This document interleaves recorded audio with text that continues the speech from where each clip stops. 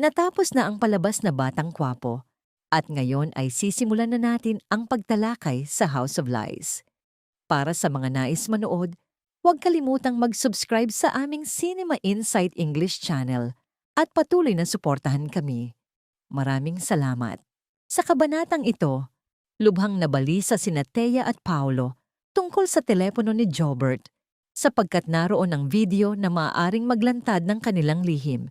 Tinawagan ni Thea si Paolo upang itanong kung nakita na niya ang telepono. Doon nalaman ni Paolo na nasa mga kamay na ito ni Edward matapos ibigay ni Ashley sa kanyang ina.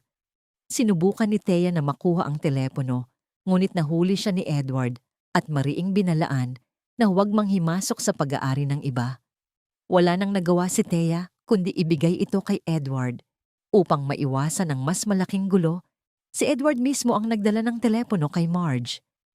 Agad na tinawagan ni Thea si Paolo upang ipaalam na nasa kamay na ito ni Edward at kailangang maagaw bago makarating kay Marge. Nagmamadaling hinanap ni Paolo si Marge at nakita si Edward na iaabot na ang telepono. Sa desperasyon, sinubukan niyang agawin, ngunit mabilis na nagtanong si Marge kung bakit niya nais itong kunin. May itinatago ba siya? Nagkunwari si Paolo na walang problema at ibinigay ang telepono. Bagaman sa loob-loob niya'y nilalamon siya ng takot. Ngayon, nasa mga kamay na ni Marge ang telepono at alam ni Paolo na naroon ang kanilang pinakamalaking lihim. Sa balkonahe, kinausap ni Marge ang kaibigan at ipinakita ang telepono ni Jobert. Hinimok siya ng kaibigan na buksan ito. Nang tuluyan niyang buksan, tumambad ang video. Patunay ng relasyon ni Paolo at Thea. Gumuho ang mundo ni Marge. Sa galit, hinarap niya si Paolo at paulit-ulit na sinampal. Sumigaw siya. Tinatanong kung paano nagawa ng asawa na pagtaksilan ng kanilang mahabang pagsasama. Mas lalo siyang nasaktan sa pag-iisip na kapag nalaman ni Jasmine ang katotohanan, masisira ang buhay ng kanilang anak. Nagmakaawa si Paolo ng kapatawaran, ngunit sarado na ang puso ni Marge. Umalis siya at sa daan ay nakasalubong si Thea. Doon niya ibinuhos ang lahat ng galit. Tinawag itong walang kwentang babae na sumisira sa pamilya. Hindi na si Marge ang dating mahina at tahimik. Siya ngayon ay naglalagablab sa paghihiganti. Sa harap ng lahat, ipinahayag niyang si Thea ang umagaw sa kanyang asawa. Narinig ito ni Regina at agad na lumapit upang tiyakin ang katotohanan. Walang pag-aalinlangan, ipinakita ni Marge ang video bilang ebidensya. Nabigla si Regina sapagkat naniwala siyang hindi magiging katulad ni Greg si Paolo. Ngunit huli na. Sa matinding galit, ibinuhos ni Regina ang buong cake sa ulo ni Thea. Para sa kanya, si Thea ay hindi lamang ahas, kundi isang parasito na sumisira sa pundasyon ng pamilya Torrecampo. Hinila niya palabas si Thea, mariing sinigaw na umalis agad o haharap sa korte. Nagmamakaawa si Edward, ngunit nanindigan si Regina. Hindi karapat-dapat si Thea na ipagtanggol. Ipinayo niyang humanap si Edward ng babaeng tulad ni Marge, isang tunay na asawa at ina. Nauunawaan ni Regina ang sakit ni Marge sapagkat siya man ay matagal nang nagtitiis sa pagtataksil ni Greg. Matagal nang naging bato ang kanyang puso, ngunit nakaligtas siya alang-alang sa kanyang mga anak. Sa kabanatang ito, tuluyan nang gumuho ang lahat ng pagtatakip sa pamilya Torrecampo. Nagmamakaawa si Edward, ngunit nanindigan si Regina. Hindi karapat-dapat si Thea na ipagtanggol. Hayagan na siyang nagtaksil. Mariing sinabi ni Regina na dapat humanap si Edward ng babaeng tulad ni Marge, isang tunay na asawa at ina. Nauunawaan ni Regina ang sakit ni Marge sapagkat siya man ay matagal nang nagtitiis sa pagtataksil ni Greg. Sa tagal ng panahon, tumigas na ang kanyang puso, ngunit nakaligtas siya alang-alang sa kanyang mga anak. Samantala, tuluyan nang nabuksan ni Marge ang lahat ng kasinungalingan ni Paolo. Ang telepono ni Jobert ang naglalaman ng hindi matatawarang ebidensya. Ang video ng relasyon ni Paolo at Thea. Sa matinding galit, sumugod si Marge sa mansion sa gitna ng renewal of vows ni na Regina at Greg, at doon niya ibinuhos ang kanyang puot. Nabigla si Regina na ang espesyal na araw ay nasira, ngunit malinaw kay Marge na may mas malalim na dahilan sa likod ng lahat. Ipinakita ni Marge ang video mula sa telepono ni Jobert at lahat ay natigilan. Maging si Greg ay nagulat, sapagkat ang kanyang minamahal na anak na si Paolo ay lumakad sa parehong landas ng kanyang sariling pagkakamali.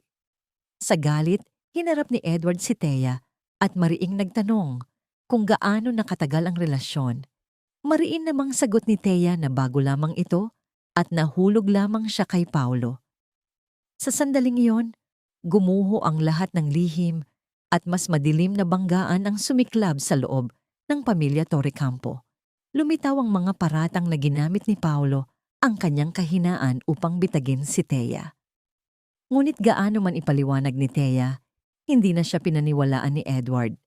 Para sa kanya, malinaw na ang kanyang asawa ay nagtaksil at winasak ang pundasyon ng kanilang pagsasama. Lalong nag-alab ang galit ni Marge.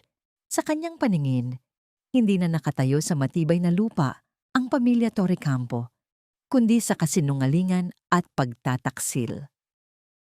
Nagmakaawa si Paolo ng kapatawaran, ngunit matatag si Marge sa kanyang desisyon, iiwan niya ito. Hindi pa alam ni Jasmine ang lahat, sapagkat siya'y nasa ospital pa at ginagamot. Si Jobert naman ay nananatiling walang malay dahil sa pinsala sa ulo. Ang pagtataksil ni na Paolo at Thea ay ngayoy winawasak ang dalawang pamilya. Sa huli, nagpasya si Regina na tuluyan ng palayasin si Thea. Mariin niyang sinabi na hindi niya kailanman tatanggapin na masira ang mga kasal ng kanyang mga anak dahil sa isang anay, isang mapanirang babae. Ibinuhos ni Regina ang lahat ng galit kay Thea. Malinaw na hindi na siya kailanman patatawarin. Dahan-dahang nagpaalam si Marge sa pamilya Torrecampo. Bago siya umalis, tinawag siya ni Regina ng pribado. Humingi siya ng tawad sa mga pagkakamali ng kanyang anak at inamin na alam niya ang bigat ng dinadala ni Marge sapagkat siya man ay matagal nang nagtitiis sa pagtataksil ni Greg. Nagpasalamat si Marge sa sinseridad ni Regina, ngunit alam niyang kailangan na niyang iwan ang bahay na minsang naging pundasyon ng kanyang kasal. Hindi napigilan ni Regina ang pag-alis ni Marge. Samantala, tuluyan nang nalaman ni Evelyn ang kalagayan ng kanyang anak. Agad siyang bumalik sa lumang bahay at nadatnan si Marge na gumuho sa luha. Yumakap si Marge sa kanyang ina, sapagkat sa gitna ng lahat ng sakit, ang ina lamang ang kanyang sandigan. Magkasama silang nagtungo sa ospital upang bisitahin si Jobert. Sa sandaling iyon, mag-ina silang nakatayo ng magkasama at ang kanilang ugnayan ang naging pinakamalakas na kanlungan. Sa huli, muling hinarap ni Marge ang kanyang asawa na si Paolo. Ngunit sa sandaling iyon, unti-unti nang naglaho ang kanyang pagmamahal sapagkat hindi na niya muling mapagkakatiwalaan ito. Sinabi ni Marge na ibinigay niya ang buong buhay niya kay Paolo. Itinayo ang isang pamilyang hindi dapat masira. Ngayon, ang pinakamalaking alalahanin niya ay kung paano sasabihin kay Jasmine ang katotohanan. Sa ngayon, mananatili muna siyang tahimik at magpapakita ng matatag na ngiti sa harap ng kanyang anak. Sa kabanatang ito, mas matindi pang karma ang tumama sa pamilya Torrecampo. Matapos ang iskandalo ni na Paolo at Thea, sumugod si Marge sa renewal of vows ni na Regina at Greg at tuluyang pinahinto ang seremonya. Nabigla ang mag-asawa. Sa galit, tinanong ni Regina kung bakit winasak ni Marge ang kanyang espesyal na araw. Ipinaliwanag ni Marge na bago pa man ang kasal, may matinding iskandalong tinatago. Ang sariling anak ni Regina, si Paolo, ang sumisira sa pamilya. Bilang patunay, ipinakita niya ang telepono ni Hobart kung saan nakatala ang lahat. Nang makita ang video, nayanig si Regina. Hindi niya kailanman inakalang magagawa ni Paolo ang ganoong bagay, lalo na't may anak itong si Jasmine. Sa matinding galit, sumugod si Regina sa kusina at balkonahe upang hanapin si Thea. Paulit-ulit niya itong sinampal, sabay sigaw na winasak ni Thea ang buhay ng kanyang mga anak, ang kanilang relasyon, at ang dangal ng pamilya. Nagmakaawa si Thea ng kapatawaran, ngunit mariing sinabi ni Regina na kung hindi nahuli ni Marge, hinding-hindi siya hihingi ng tawad. Para kay Regina, ang mga babaeng tulad ni Thea ay hindi dapat binibigyan ng pangalawang pagkakataon. Sa sandaling iyon, gumuho ang lahat ng kasinungalingan sa pamilya Torrecampo at yumanig ang pundasyon ng bawat relasyon. Para kay Marge, hindi na matitiis ang sakit, lalo na't si Regina man ay minsang nagtamo ng parehong uri ng pagtataksil. Samantala, ipinatawag ni Greg ang anak na si Paulo dahil sa isang malaking iskandalong lumitaw sa kumpanya. Mga bahay na ibinebenta sa napakababang halaga. Sa galit, inutusan niya si Paulo na ayusin ang problema. Ngunit hindi pa niya alam na mas malaking kapahamakan ang yumanig sa kanilang pamilya. Ang relasyon ni na Paulo at Thea. Sa huli, umamin si Paulo sa kanyang ama. Hindi matanggap ni Greg, lalo na nang maalala niyang si Marge ay isang tapat at mabuting asawa't ina. Sa galit, sinakal niya si Paulo at mariing binalaan na kapag hindi niya inayos ang lahat, mawawala ang pamilya.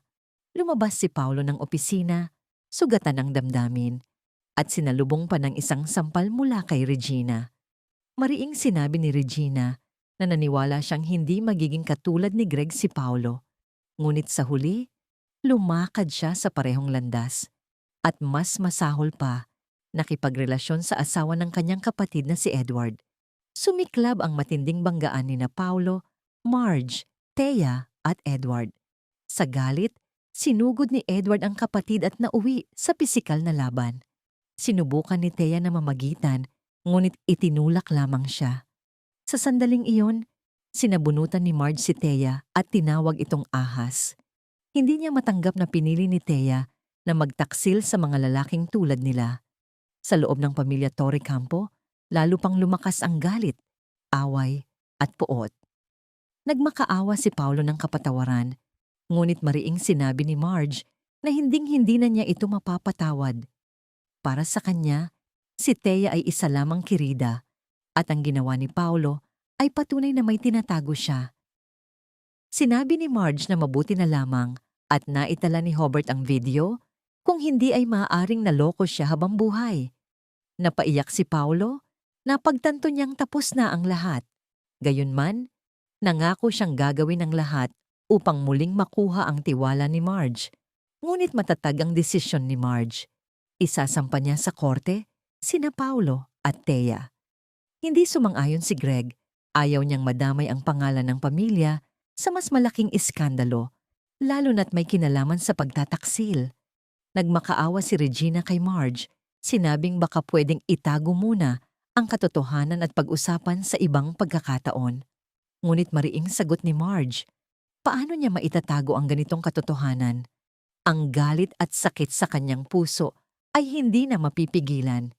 Nauunawaan ni Regina na pinalna ang desisyon ni Marge sapagkat bilang babae, alam niya kung gaano kalalim ang sugat ng pagtataksil ng asawa. Sa huli, gumuho ang reputasyon ng pamilya Torrecampo, ang pamana na matagal nang pinoprotektahan ni Greg. Sa gitna ng renewal of vows ni na Regina at Greg, hayagang ipinakita ni Marge ang video ng pagtataksil ni na Paulo at Thea. Agad na natapos ang kasayahan.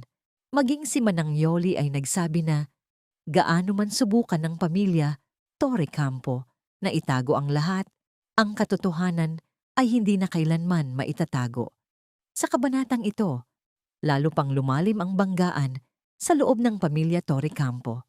Pagbalik nila sa mansion upang pag-usapan ang mga problema, agad na sumiklab ang pisikal na laban ni na Marge at Thea. Mariing sinabi ni Marge na si Thea ay isang ahas na sumisira sa kanilang pamilya. Ipinahayag niyang hinding-hindi niya ito mapapatawad at wala itong puwang sa loob ng bahay. Ngunit matigas ang sagot ni Thea. Wala siyang balak umalis at hindi niya alintana kung lalong lumayo ang agwat sa pagitan nila. Sa ganitong kalagayan, Lalo pang lumubog sa kaguluhan ang pamilya Torrecampo. Bawat relasyon ay nabibitak, bawat tiwala ay nasisira. Para kay Thea, ang pinakamahalaga ay nananatili siyang asawa sa loob ng pamilya at may hawak na bahagi sa kumpanya. Higit pa rito, ang kanyang anak na si Ashley ay isa ring tagapagmana. Nang marinig ito, sumabog ang galit ni Marge. Sa kanyang paningin, hindi lamang mapanira si Thea kundi sa Kim, sapagkat sa kabila ng iskandalo, pera at mana pa rin ang iniisip. Samantala, nag-aalala sina Regina at Greg kung paano tatakpan ang iskandalo, lalo na't maraming bisita na ang may hawak ng video. Hinimok ni Regina si Greg na agad ayusin ang problema. Ngunit si Edward, puno ng galit, hayagang sinabi na inagaw na ni Paulo ang lahat. Una si Marge, ngayon ang kanyang asawa na si Thea. Binalaan ni Greg si Edward na huwag lalaban kay Paulo at iginiit na handa siyang kalimutan ng lahat. Lalong nagngit-ngit si Edward sapagkat wala man lang simpatiya ang kanyang ama. Lalong lumala ang sitwasyon ng tangkaing saktan ni Greg si Edward. Agad namang namagitan si Regina, mariing sinabi na kapag sinaktan ni Greg ang kanilang anak, iiwan niya ito at isasama si Edward. Sa kabilang panig, desperadong nagmakaawa si Paulo kay Marge. Ngunit mariing sagot ni Marge, hindi lamang niya winasak ang kanilang kasal, kundi tuluyan niyang binasag ang tiwala. Nangako si Paulo na gagawin ang lahat upang muling makuha ang kapatawaran ni Marge. Ngunit para kay Marge, wala ng pag-asa. Sa kanyang paningin, ang relasyon ni na Paulo at Thea ang ugat ng pagkawasak ng kanilang pagsasama. Binalaan ni Greg si Paulo na ayusin ang lahat at walang sino man ang dapat umalis sa bahay. Ngunit hindi na kinaya ni Marge. Hindi na niya kayang manirahan sa ilalim ng iisang bubong kasama sina Paulo at Thea. Sa huli, nagpasya si Marge na kung hindi mapapaalis si Thea, siya mismo ang aalis. Nais niyang isama si Jasmine at tuluyang lisanin ang mansion. Pilit siyang pinigilan ni Paulo. Sinasabing hindi niya kayang mawala ang kanyang asawa at anak. Ngunit huli na, wala nang saysay ang kanyang pagsisisi. Mariing sinabi ni Marge na pinaghihinalaan niyang may tinatago pa si Paulo. Kapag lumabas ang katotohanan, diretso na itong hahantong sa diborsyo. Lalong natakot si Paulo. Samantala, hindi na kayang tingnan ni Edward si Thea.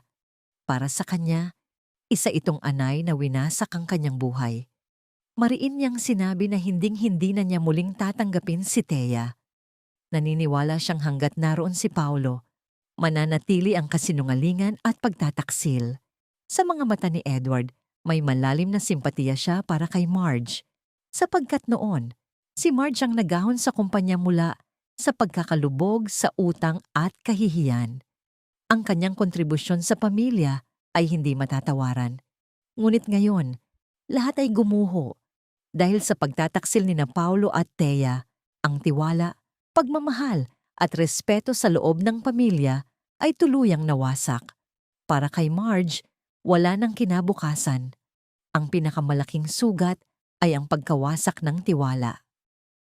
Maraming salamat sa panonood ng buong video. Para mapanood ang susunod na episode explanation, huwag kalimutang mag-subscribe Cinema Insight English Channel.